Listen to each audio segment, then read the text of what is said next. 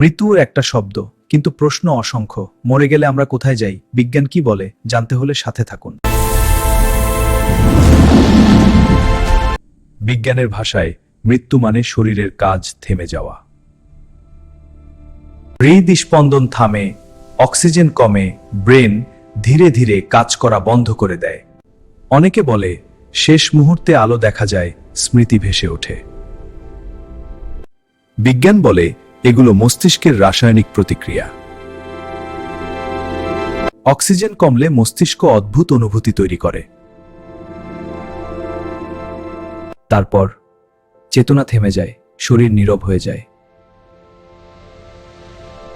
কিন্তু চেতনা আসলে কি, বিজ্ঞান এখনো জানে না। মৃত্যুর পর কিছু আছে কিনা, এটা এখনো প্রশ্ন। বিজ্ঞান বলে শরীর থামে, কিন্তু ধর্ম বলে হয়তো যাত্রা শুরু হয়। ভিডিওটি ভালো লাগলে লাইক ও কমেন্ট করুন, অন্য বন্ধু জানার জন্য শেয়ার করুন। নিত্য নতুন ভিডিও পেতে ফলো এবং সাবস্ক্রাইব করতে ভুলবেন না।